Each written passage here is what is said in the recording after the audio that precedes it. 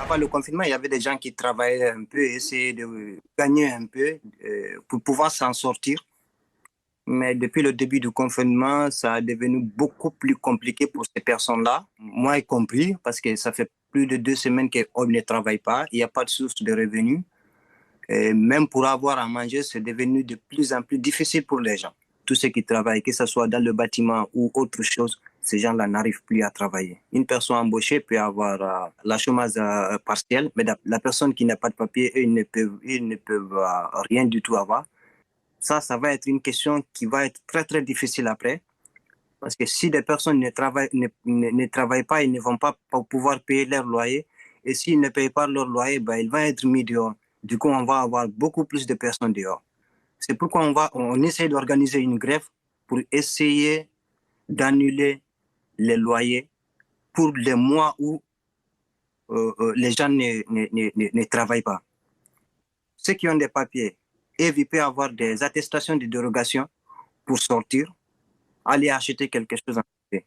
Mais si toi qui n'as pas de papier, il y a aussi des foyers où la police est bloquée juste devant le foyer. Il attend que tu sors. Quand tu sors, ben, tu es arrêté et contrôlé directement.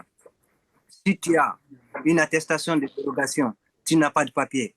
Ça, il y a la verbalisation. Il y a aussi la centre de rétention, parce que les centres de rétention ne sont toujours pas fermés. Et à cause de tous ces problèmes-là, il y a des personnes qui ont fait plus de 2 semaines enfermées dans leur chambre, qui n'arrivent pas à sortir pour peur de tomber sous la police. On a des messages de beaucoup de foyers qui nous disent qu'ils n'arrivent pas à sortir pour aller acheter quelque chose dehors. Ils ont peur. Et ça devient beaucoup plus difficile pour ces personnes-là. Même avoir à manger, c'est très compliqué. C'est pourquoi les Gilets Noirs ont lancé un appel depuis le début du confinement jusqu'à aujourd'hui. On essaie de récolter un peu de matériel, de la nourriture et des produits d'hygiène. La situation d'hygiène dans les foyers, c'est catastrophe.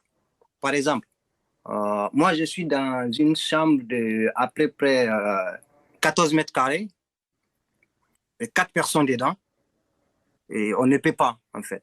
On ne peut pas respecter les mesures de sécurité.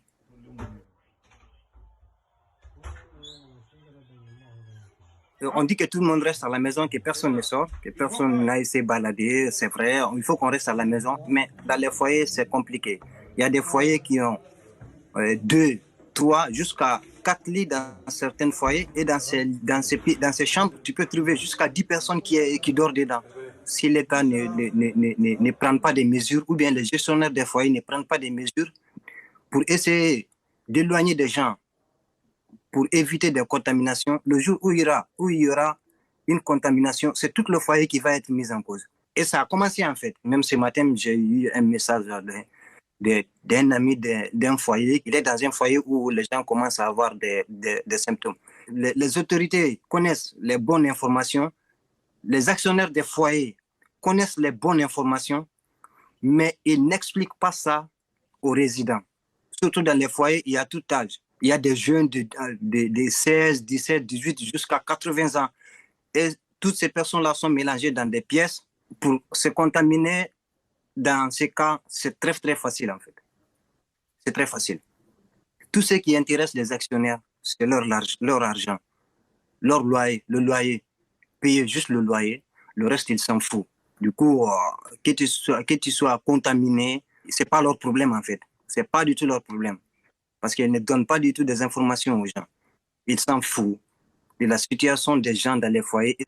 Si on ne cherche pas une solution, le jour où ça va exploser, ça va être beaucoup plus catastrophique que dans les EHPAD. Parce que dans les EHPAD, il y a des infirmiers, il y a des personnes qui prennent soin aux personnes âgées, mais dans les foyers, il n'y a personne qui prenne soin aux résidents à l'intérieur des foyers. Nous, notre souhait aujourd'hui, si l'État arrive, comme a fait le Portugal actuellement, essayer de régulariser toutes les sans-papiers. Du coup, l'État va savoir là où tout le monde est. L'État va pouvoir prendre les mesures pour confiner ces personnes, savoir comment ils se déplacent, là où ils se déplacent, ceux qui sont malades et ceux qui ne sont pas malades, pour essayer de stopper la propagation du virus à travers de ces personnes.